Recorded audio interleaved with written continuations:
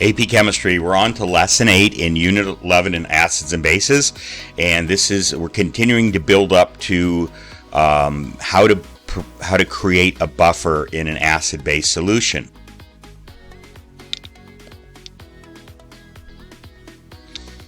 All right, we're going to deal with the subject of titration. It's a lab activity that we will do in class, but we're going to talk about it here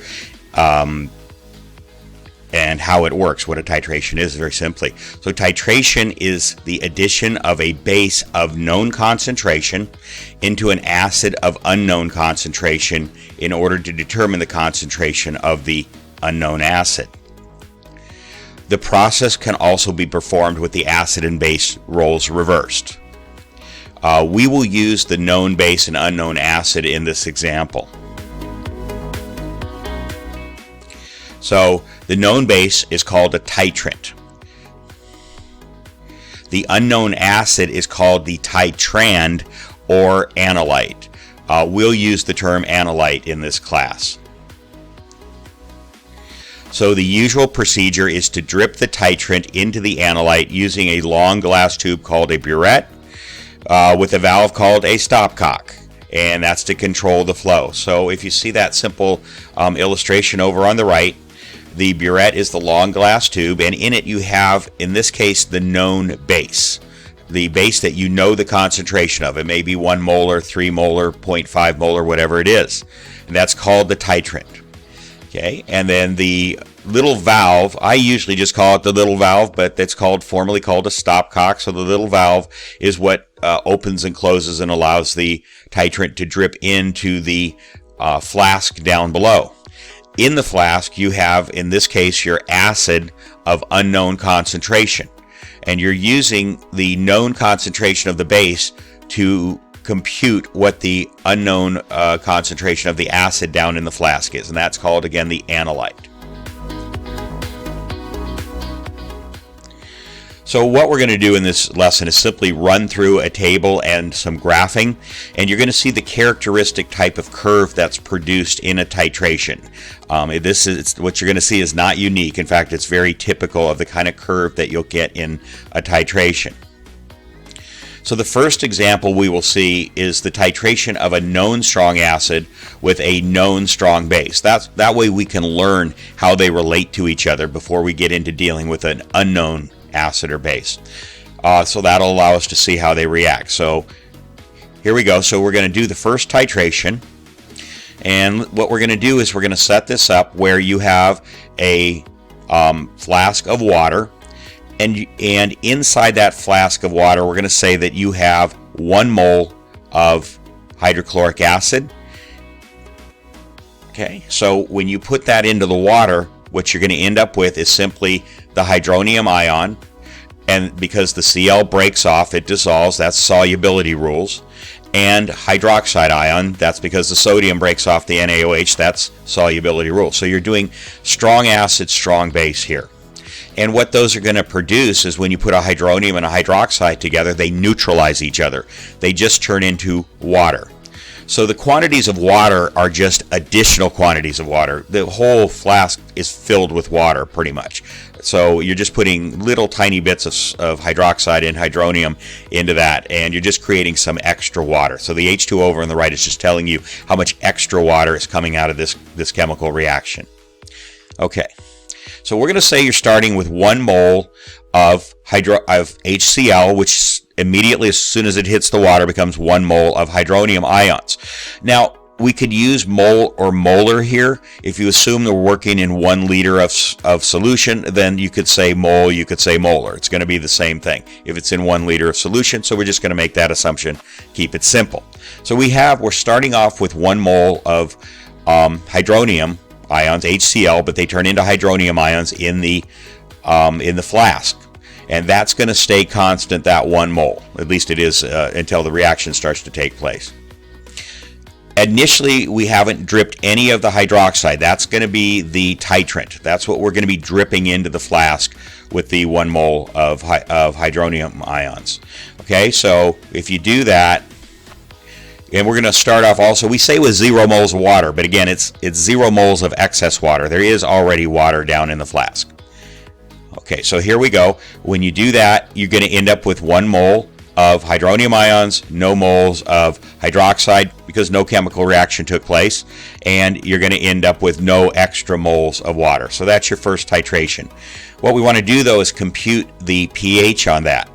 So we're going to come over here, and pH is going to be the negative log of whatever the final hydronium ion concentration. So that's where that arrow is pointing. It's from 1.0 moles of H plus, and you go and take the negative log of 1.0 and you get 0. Okay, so that's the pH of the solution at the beginning of this whole process. And I put a red box around OH because normally that's what we're going to be plotting it against. So let's go take a look at the graph here. So here's the graph. Let's take a look at it before we put anything on. You're plotting the number of moles of NaOH, which is really OH, that you're putting into the solution.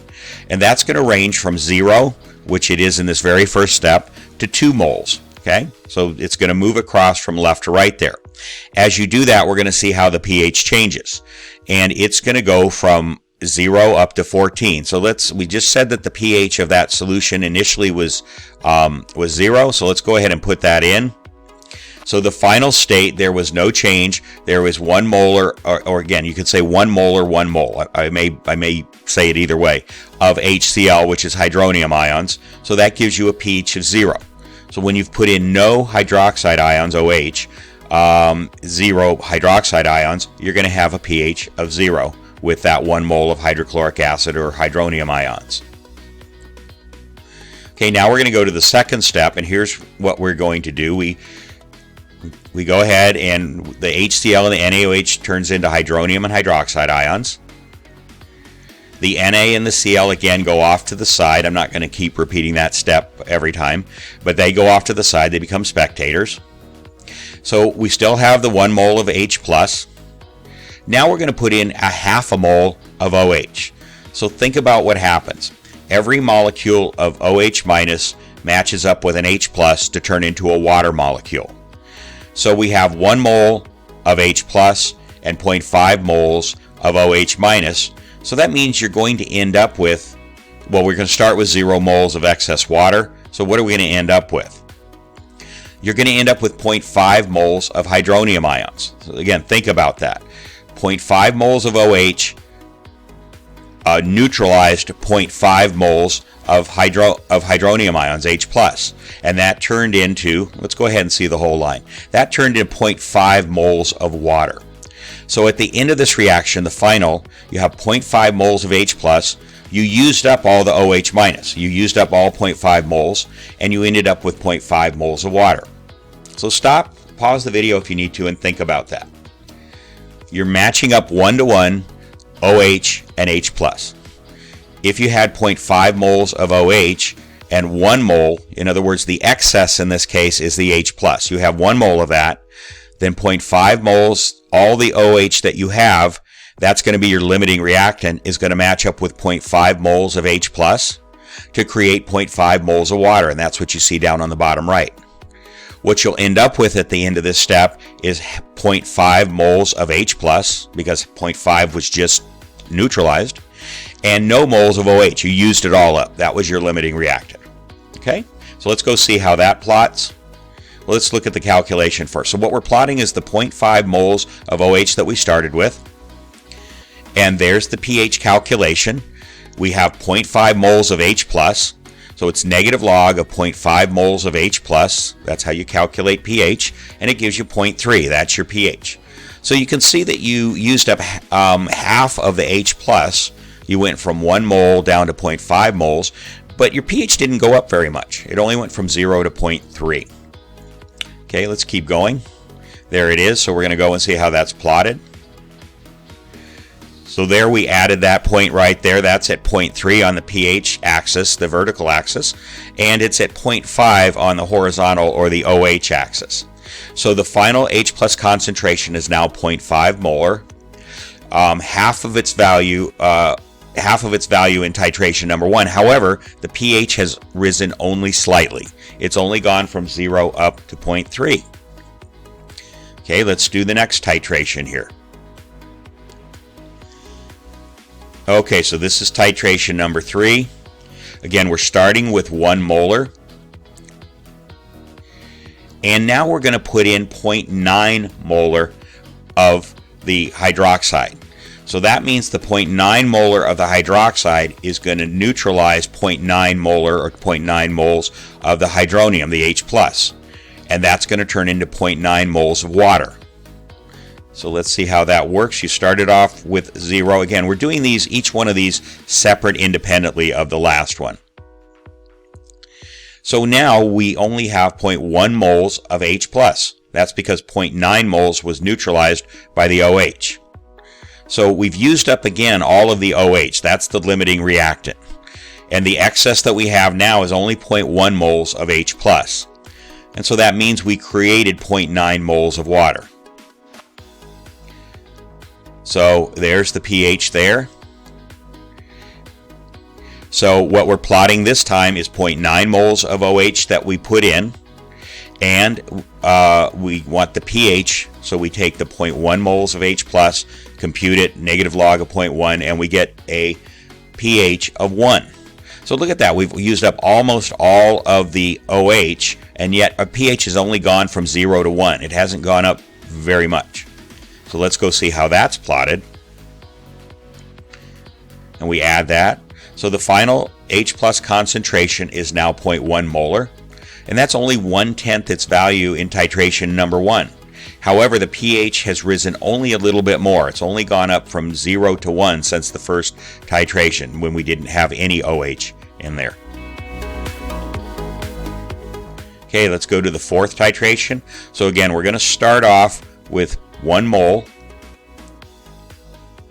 And now we're going to titrate exactly that much, 1 mole of hydroxide in. So we start with 1 mole of hydronium, H+, and now we're going to drip in 1 mole of OH-. We're going to start off again, we're just saying there's no excess water at this point. Okay, so now we end up with no moles of H+, because all of the 1 mole of H+ neutralized with all of the 1 mole of OH-. So that means we also end up with 0 moles of OH-. And what we've done is they both neutralized, so they produced water. So we end up with 1 mole of excess water over there. Okay? All right, so what's the pH of that? Well, it's pure water.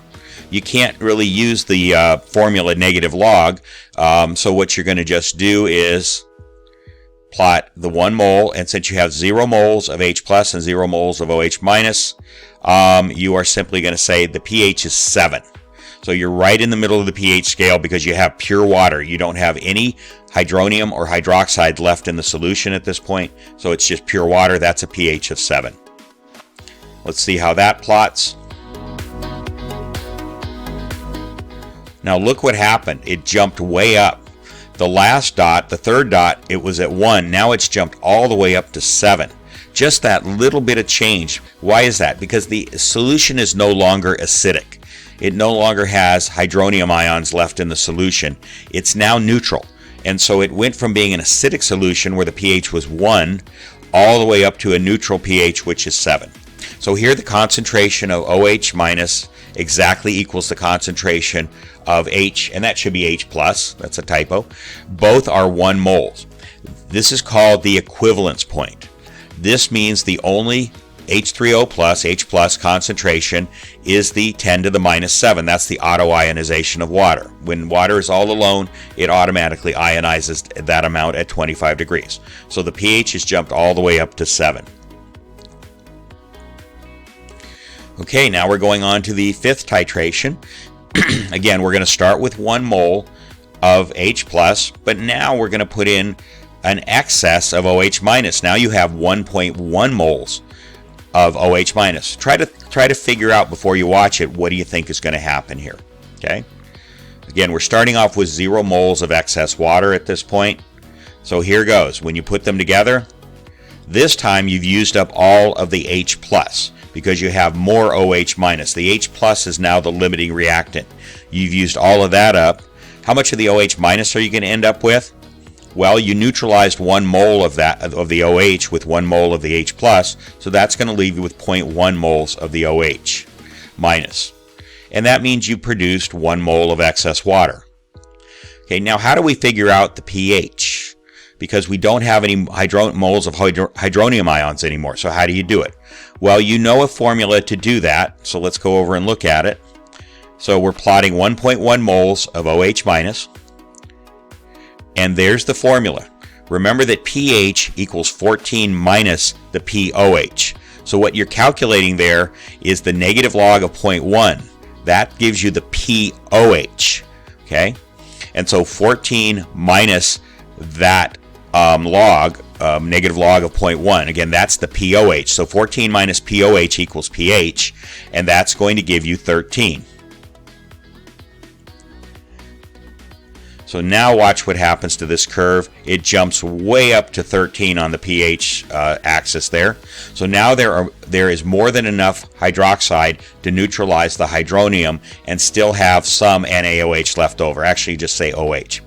This means that the solution will be basic. Now it's turned it into a base solution. Since we don't have any H3O to calculate pH, we can calculate the pH and subtract that the POH. Let me say that again. We can calculate the POH and subtract that number from 14 to obtain the pH. So that's what we did. We took the negative log of the OH concentration, 0.1, came up with the number of 1, and 14 minus 1 equals 13. Now we're on to our 6th titration. Again, we're going to go back and start over again with 1 mole of HCl. Now we're going to put in 1.5 moles of OH. Okay, so what's going to happen there? Think about it. Again, we're starting off with 0 excess water in this case. So what happens? Well, you've used up again all of the H+. You've used up 1 mole of the OH-, so that leaves you with 0.5 moles of OH-. Again, the H+ is the limiting reactant, the OH- is the excess, and you have 0.5 moles excess. And you created 1 mole again of water. So now we're going to plot the 1.5 moles of OH. We have 0 for the hydronium ion concentration, so we're going to have to do it the same way we did in the last one. It's 14 minus the negative log of 0.5. That would be the POH, 14 minus POH. And that's going to give you, when you do that math, it gives you 13.7 for your pH. So now we're going to plot 1.5 on the x-axis, on the concentration axis, and 13.7 on the pH axis. And here we go, and there it is. So as we continue to add hydroxide, OH-, here we neutralize all of the hydronium ions and have 0.5 moles of OH- remaining in the solution. So again, you do the calculation the same way. pH equals 14 minus POH, which is 14 minus the negative log of 0.5. That gives you 13.7. Finally, we're going to do one last titration and start off with 1 mole of H+. And now you're going to put in 2 moles of OH-. So that means you're going to neutralize all of the H+. So you have no moles of H+ left. But now you have 1 mole of OH-. You neutralized 1 mole of H+ with 1 mole of OH-, and that left you with 1 mole of OH- left over and in excess. Again, you ended up with 1 mole of excess water from that. So again, we're going to plot 2 against the pH, which in this case is 14 minus the negative log of 1. Again, we're looking at the hydroxide ion concentration over there, and that's going to give you a pH of 14. So now we're going to go and plot that. So finally, we have added 2 moles of OH-. This means that we have neutralized the 1 mole of H+ and have 1 mole of OH remaining in the solution. This results in a pH of 14. So again, it's pH equals 14 minus POH. In this case, POH is the negative log of 1, which is simply 0. So you end up with a pH of 14. So this is a standard S-shaped titration curve, okay? This is what all titration curves look like when you're dripping a base into an acid. So you're starting off with an acid solution in the flask, and you're going drip, drip, drip with OH into that, and the solution becomes more and more basic, but it doesn't do it in a linear or straight line fashion. It does it in a curved fashion like this.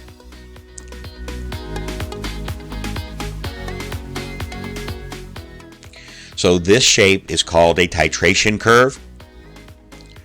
So the point where the amount of strong base and strong acid are equal is called the equivalence point. So the OH minus and H plus ions are equal and neutralize to water molecules. So there's no OH and OH minus and H plus at that point. It's all turned into water, so all you have in the flask at that point is pure water. So it's a pH of 7. The area before the equivalence point is called the pre-equivalence point, where the H plus ions make the solution acidic. The area after the equivalence point is called the post-equivalence point, where the OH minus ions make the solution basic.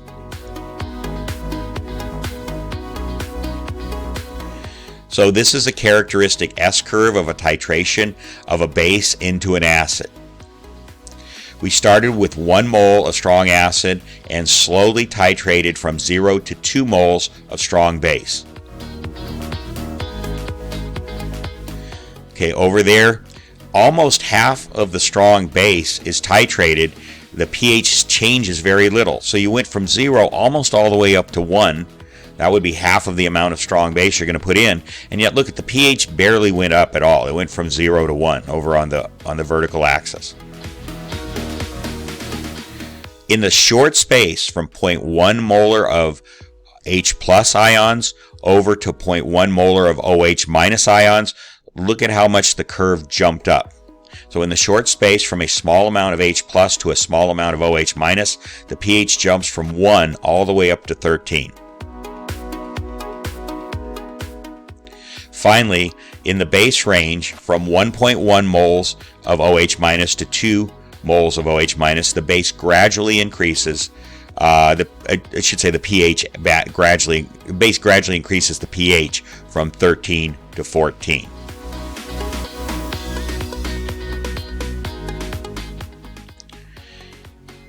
Now, the titration curve represents an acid being added to a basic solution drop by drop. So you can see it's a reverse S curve. You start off at a high pH because what you have is hydroxide ions in the flask, and then you're going to drip, drip, drip, put acid in there. So it's going to make the solution go from being highly basic down to becoming acidic. So that's a reverse S curve that you see here. So the solution begins as a base, high pH, and passes through the equivalence point and down into the acid range as more acid is added. So again, there's the equivalence point, there's the pre-equivalence point for this reaction, and there's the post-equivalence point for that region right there. So again, the curves look the same, it's just they're flipped around like that. And that does it for this lesson. So this is a really important lesson to understand on titration, what it is, how it works, and we're going to be using that in the next few lessons as well as doing a titration lab in this class, okay? So great, we'll see you in the next lesson.